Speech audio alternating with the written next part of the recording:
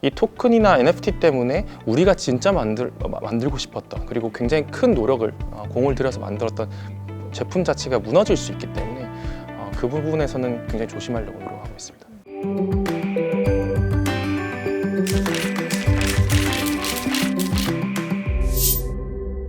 네, 안녕하세요. 웹3 다들 얼마나 알고 계신가요? 웹3에 대해서 잘 모르신다면 이제부터 웹3에 대해 잘 알게 되실 여러분 모두 환영합니다. 블록 깨기 시즌3 웹3 사용 설명서 진행을 맡은 아나운서 황봄입니다. 자, 오늘은 지난 시간에 이어서 언어푸드 김규대 이사님 모시고 이야기 다시 나눠보도록 하겠습니다. 안녕하세요, 이사님. 지난해 건너뛰실 분들을 위해서 다시 한번 소개 부탁드릴게요. 네, 안녕하세요. 언어푼드 COO 김규대입니다. 언어푼드는 현재 웹3 영역에서 다양한 프로젝트를 직접 인큐베이팅을 하고 있고요. 그리고 외부 파트너사들과도 협업을 하면서 이 생태계를 키워나가는데 일조를 하고 있습니다. 지난 화에서도 한번 짚고 넘어간 부분이긴 한데 일반 인큐베이터와 언어푼드는 일하는 방식에도 약간 차이가 있잖아요. 네. 어떤 가치를 제공하는 회사인지에 대해서 설명 좀 부탁드릴게요. 네, 웹2에서 성공한 창업자분들을 모시고 보통 저희가 그분들을 지원을 해드리고 어떻게 하면 웹3에서도 성공하실 수 있는지에 대한 부분들을 좀 더 포커싱을 하고 있고요. 다른 인큐베이터라든가 액셀러레이터들과 사실 뭐 비슷한 부분들은 있습니다. 잘하시는 분들을 더 잘할 수 있게 해드린 거는 다 동일한데 어쨌든 웹3에 조금 더 포커싱이 되어 있다라고 그 차이점을 보시면 될 것 같습니다. 네. 스타트업 중에서도 웹3 스타트업들은 뭔가 조금 더 과감하고 뭐 혁신적일 것 같은 그런 느낌이 좀 있거든요. 이 웹3 스타트업 중에서 초기 단계를 지나서 사업 모델이 나온 좀 회사가 있을까요? 좀 과감하고 혁신적이라는 느낌을 가지고 계신 건 아무래도 이 크립토 윈터들이 있었기 때문에 그 시기에는 사실 아무도 웹3 프로젝트라는 걸 시도할 수 없었기 때문에 이제 그런 이미지가 생긴 거라고 생각은 하는데요. 그 시기에 사실 태동했던 프로젝트가 이제 하나가 있습니다. 그래서 게임 프로젝트이고 리그 오브 킹덤스라는 프로젝트가 국내에 있고 지금도 서비스 중인 프로젝트인데요. 네. 지표 관점에서 굉장히 재미있는 지표가 하나 있습니다. 네. 그 랜드 NFT, 인게임상에서 랜드라는 요소가 있는데 그걸 NFT화해서 팔았어요. 그래서 민팅을 했는데 그 NFT 홀더들만을 대상으로 해서 리텐션을 보면 1년 리텐션, 네. 보통 리텐션은 1년, 2년 안 보거든요. 게임 기준으로는 보통 D7, D14 뭐 이런 식으로 봅니다. D30까지 보는데 1년 리텐션 레이시 70에서 80% 수준으로 나옵니다. 그래서 사실 기존의 웹2 게임에서는 사실 경험할 수 없었던 그런 리텐션 지표라고 볼 수 있을 것 같은데요. 근데 아마 이제 앞으로 좀 더 대중화되는 프로젝트들이 더 나온다라고 했을 때는 좀 웹2에서 많이 보는 지표들과 유사하게 보지 않을까라고 생각합니다. 어떻게 그렇게 높은 리텐션이 나올 수가 있을까요? 혹시 뭐 물려서 그런 건가요? 아니면 뭐 쓸 수밖에 없는, 나는 어차피 물렸으니까 이 게임을 해야 한다 뭐 이런 건가요? 아니면... 결론부터 말씀드리면 소유권에 대한 부분들이고 소유권이라는 내러티브 자체가 생각보다 이 홀더들한테 굉장히 깊게 그리고 진지하게 다가가는 것 같습니다. 내가 이 NFT를 가지고 있기 때문에 나는 이 게임에 조금 더 속해 있고 이 게임과 함께 한다는 느낌들을 더 많이 받는다라고 보고 있고요. 프로젝트가 성공하기 위해서 이 홀더들이 전폭적으로 지원을 했던 걸로 알고 있어요. 예를 들면 게임 같은 경우는 QA가 보통 완벽하게 되어서 나가야 됩니다. 버그가 다 잡힌 상태에서 나가야 되거든요. 근데 이 NFT 홀더들이 직접 QA 그러니까 테스터들이 되어줬어요. 그래서 완성되지 않았던 프로덕트들을 다듬는 과정에서 이 많은 홀더들이 커뮤니티가 참여를 하면서 이 프로덕트를 완성시켜 나갔다. 그러면서 이 제품에 대한 애정도 생기고 커뮤니티에 대한 애정도 생기면서 좀 더 높은 리텐션 레이스를 보여주는 게 아닌가라고 생각하고 있습니다. 아까 이제 웹3 기업은 좀 더 혁신적일 거다 이런 편견이 있는 것처럼 또 동시에 또 많이 있는 편견이 저도 저희 직원들한테 진짜 많이 듣는 얘기가 코인 발행 안 하시나요? 뭐 NFT 발행 안 하나요? 왜 이렇게 보수적이신가요? 뭐 이런 얘기를 진짜 많이 들었거든요. 뭐 요즘은 훨씬 덜 받지만 그런 관점에서 어떠세요? 언어푼드나 아니면 언어푼드에서 인큐베이팅하는 기업들은 실질적으로 그런 웹3 툴을 실제로 기업 문화적으로도 많이 사용을 하고 장려를 하는 편인가요? 적극적으로 사실 장려를 하는 편은 아니긴 합니다. 이 제품 관점에서 진짜 필요로 한다, NFT와 토큰이 필요로 한다라고 하면 그때는 이제 활용을 하는 거지. 이게 어느 순간에 뭔가 특정 투기 수단으로 활용이 되거나 이런 부분들에 대해서는 굉장히 지양을 하고 있고요. 조심해야 된다고 생각은 합니다. 잘못된 메시지가 나갈 수 있고 이 토큰이나 NFT 때문에 우리가 진짜 만들고 싶었던 그리고 굉장히 큰 노력을 공을 들여서 만들었던 제품 자체가 무너질 수 있기 때문에 그 부분에서는 굉장히 조심하려고 노력하고 있습니다. 그 펀지블 토큰을 발행을 하거나 아니면 NFT를 발행을 하거나 있어가지고 그 목적 자체가 자금 조달인 경우도 많았었잖아요. 네. 근데 그런 관점에서는 어떻게 보면 자본 조달을 할 수 있는 이제 핵심적인 요소 하나를 훨씬 더 보수적으로 보게 되는 것 같은데 그런 면에서 자금 조달에 있어서 좀 문제가 생기거나 이런 경우들은 오히려 없을까요?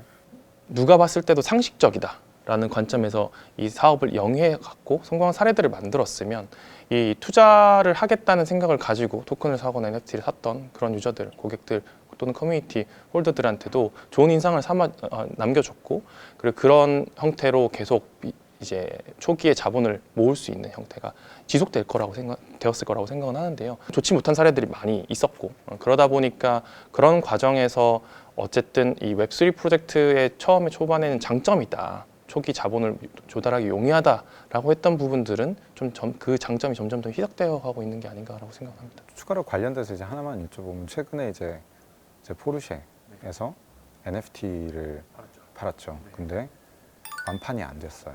네, 그러면서 이제 가격이부터 얘기가 많았죠. 뭐 911이면 왜 가격이 0.911 이더리움이어야 했냐, 0.0911은 왜 안 되냐, 뭐 이런 얘기들이 많았었는데 이제 완판이 안 된 거죠. 그리고 커뮤니티에서 나왔던 얘기가 이제는 다 이제 처음부터 이제 프리로 이제 배포하는 형태가 맞지 않냐라는 얘기가 나오고 있는데 어떠세요? 이제 앞으로도 NFT에 대한 이제 이런 프리세일이나 이런 것들이 계속 어렵다고 보시는지 아니면 이게 좀 크립토 윈터에 국한된 상황으로 보시는지. 좀 더 크립토 윈터에 국한되지 않았을까라고 생각은 하고요. 어쨌든 이 다양한 접근법이 이제 생겼다라고 생각은 해요. 사실 이제 저희 막 불마켓 때는 프리민트는 상상도 안 했던 것들이잖아요. 근데 이 마켓 상황이 바뀜에 따라서 사실 프리민트라는 그런 접근법이 생겼고 시장의 성숙함에 따라서 프로젝트의 성향과 그리고 시장 상황과 등등에 맞게 프리민트를 하거나 또는 세일을 하거나 하는 형태의 선택을 할 수 있게 된 것 같습니다. 대표님 관점도 궁금해요. 이게 크립토 윈터 한정된 상황일지 아니면 결국에는 제품이나 서비스면은 그 안에 내포된 가치가 중요한데 이번 케이스나 이런 것들을 보더라도 그냥 그 브랜드력을 믿고 그냥 우리 브랜드에서 냈으니까 무슨 가치를 줄지 모르지만 하는 이제 그런 형태라는 이제 비난들이 커뮤니티에 되게 많았었어요. 가지면 뭐가 좋아지냐? 내가 왜 백수십만 원을 내야 되는 거냐? 그 윈터 영향에 대한 것도 당연히 고민을 해야겠지만 준비를 하는 것 때는 무작정 뭐 매크로에 대한 거를 핑계를 삼기보다는 오히려 정말로 가격을 내가 얼만큼 줄 만큼의 밸류가 뭔가에 대한 고민들을 많이 해나가면은 그 가격을 받을 수 있는 사례들은 앞으로도 계속 등장할 수 있을 거라고 보고 있습니다. 네.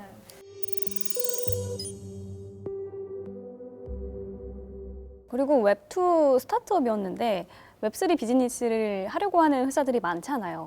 그 웹3 비즈니스를 시도할 때 주의할 점이 있다면 어떤 것들이 있을까요? NFT와 토큰을 이제 세일을 하게 될 경우에는 그 토큰과 NFT는 이제 여기서 말씀드린 토큰은 펑저블 토큰을 말씀을 드리는 건데 결국 소유권이 이 구매자한테 넘어가는 형태이기 때문에 기존의 웹2에서 우리가 상품을 팔거나 뭐 회수하거나 이런 등등의 그 비즈니스 패턴으로는 대응하기 굉장히 어렵습니다. 그래서 어쨌든 이 제품의 펀더멘털, 이 제품을 왜 고객들이 사야 되는지에 대한 먼저 설득을 하고 그 다음에 그 과정에서 NFT가 필요한지 토큰이 필요한지에 대해서 고민을 하는 게 굉장히 중요하다.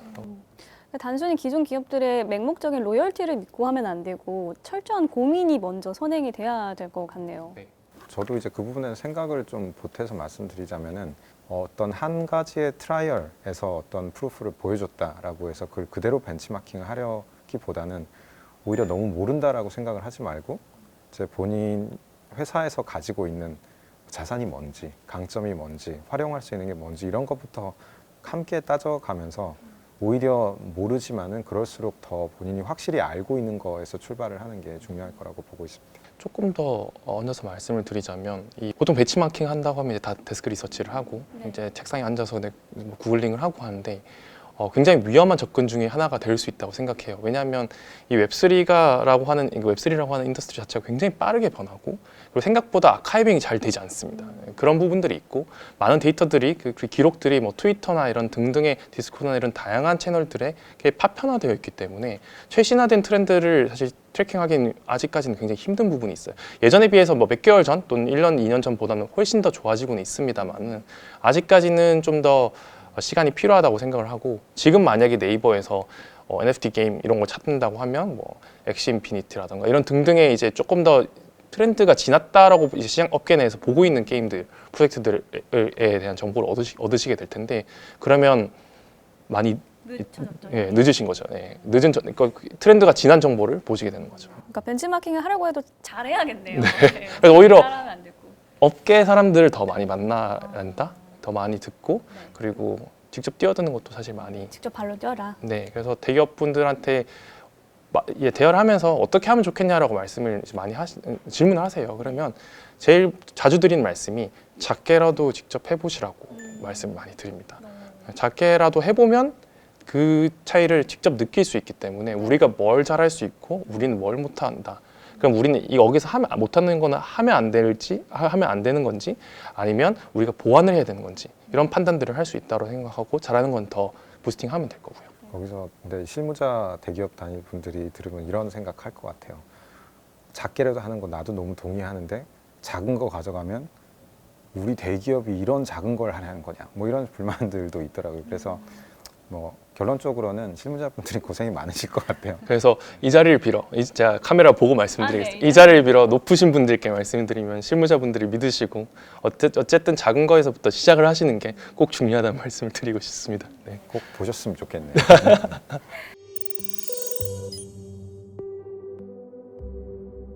그리고 직접 인큐베이팅 하시면서 웹3 기업들이 겪는 어려움도 좀 많이 보셨을 것 같거든요. 성장 과정에서 봤을 때 좀 특히 어려움을 겪는 부분이 있을까요? 모객이 가장 큰 부분입니다. 어쨌든 당시에는 이제 크립토 커뮤니티라고 불렸고 이제는 웹3 커뮤니티라고 불리는 그 사이즈가 굉장히 아직까지 작기 때문에 서비스를 만들어도 서비스를 이용하는 사람들이 그렇게 많지가 않아서 이 프로젝트가 좋은 프로젝트이고 좋은 제품임에도 불구하고 사용자가 적은 거는 굉장히 그 팀에게 좋지 못한 시그널이라서 그런 부분들이 좀 굉장히 어려운 포인트로 남고는 있죠.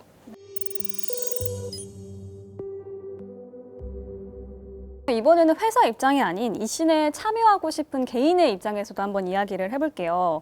웹3에 관심은 정말 많은데 내가 여기에 맞을까? 내가 여기 적합한 인재일까? 또 어떤 준비를 필요할까? 이런 고민들이 좀 많으실 것 같은데 이 씬에 함께하기 위해서 필요한 역량은 무엇인지 좀 구체적으로 시원하게 말씀을 해주시면 너무 좋을 것 같아요. 그 웹2에서의 경험들도 굉장히 중요할 거고요.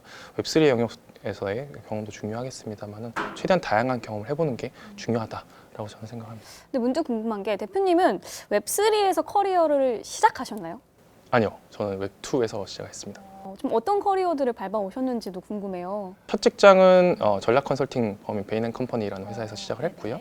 그 다음에 두 번째 회사는 이제 엠픽셀이라는 그랑사가라는 게임을 출시했던 엠픽셀이라는 게임 회사에서 일을 했고 이제 세 번째가 크랩톤이라는 회사에서 일을 했습니다.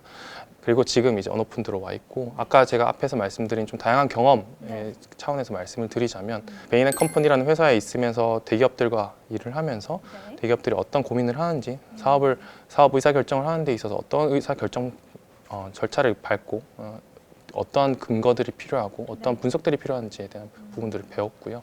그 다음에 엠픽셀에 있으면서는 이 회사 전반적인 운영 플러스 이 게임의 런칭에 대한 경험들을 직접 했습니다.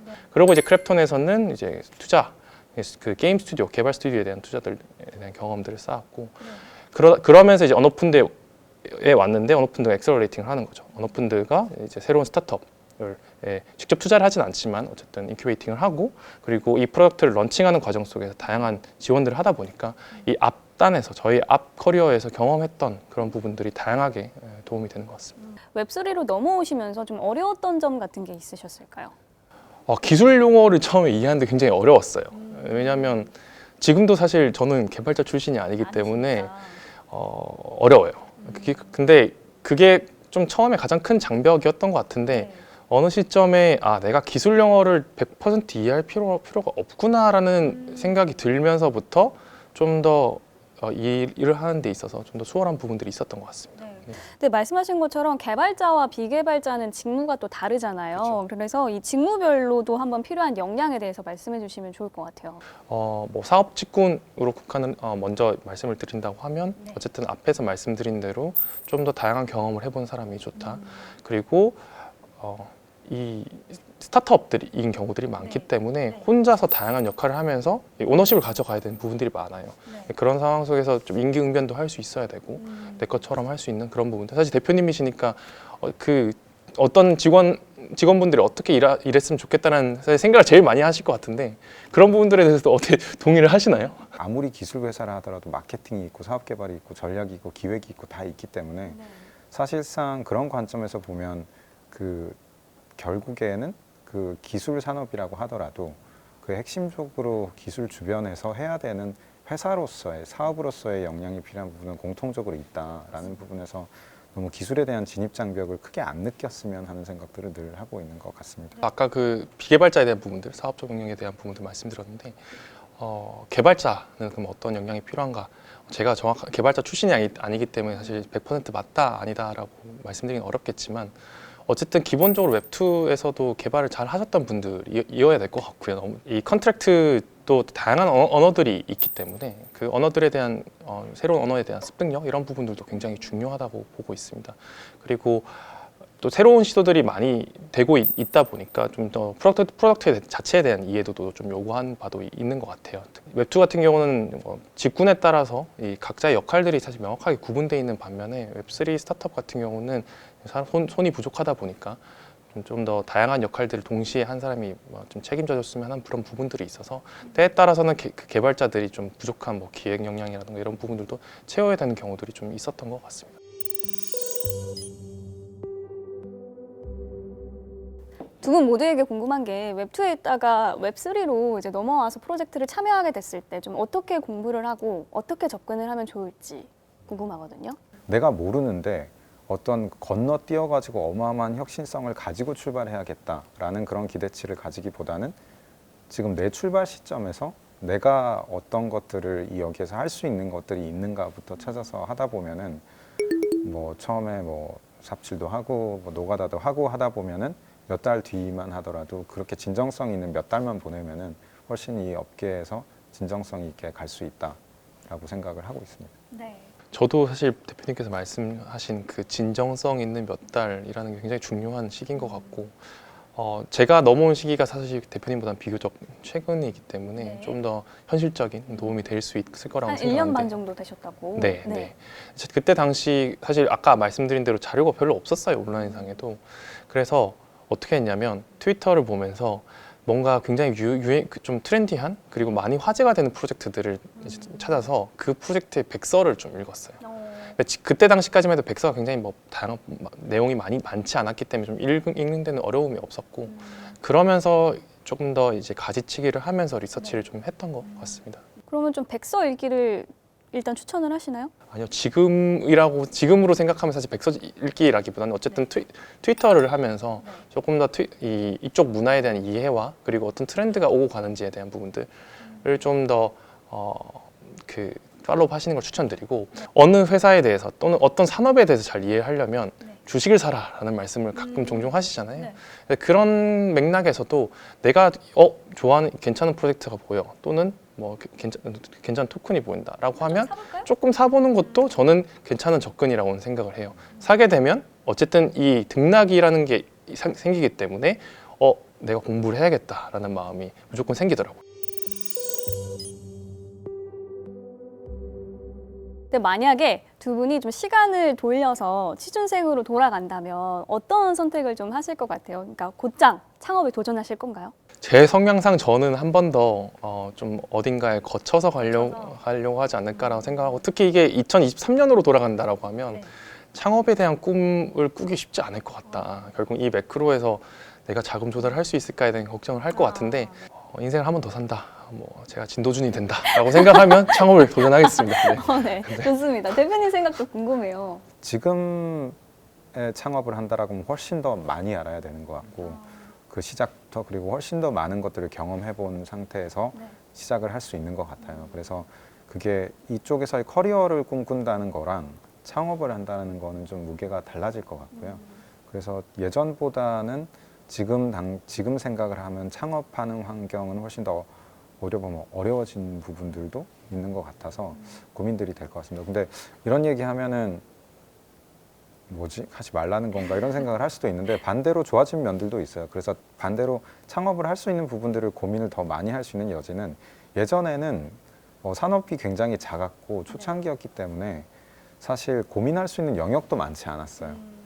그냥 뭐 코인을 그냥 투자를 하거나 그냥 ICO를 한다거나 요즘엔 근데 그 산업도 큰 만큼 영역들이 되게 다양하거든요. 선택지가 많아졌죠. 네, 오히려 그런 측면에서는 난이도는 높아졌지만 선택지는 많아졌기 때문에 뭐 시작할 수 있는 매력도는 또 늘어났을 수도 있을 것 같아서 뭐 많은 변수들이 생긴 것 정도로 생각할 것 같습니다. 인프라가 더 많이 생겼다라는 것도 사실 추가할 수 있을 것 같고 저희가 사실 하고 있는 역할 자체가 그런 창업자분들을 도와드리는 역할이기 때문에 저희뿐만 아니라 또 국내에도 다양한 인큐베이터가 있는 걸로 알고 있고 또 지역 리저널하게나 아니면 글로벌하게도 많이 있기 때문에 도전하는 거에 대해서는 저는 충분히 할 만하다라고 생각 여전히 합니다.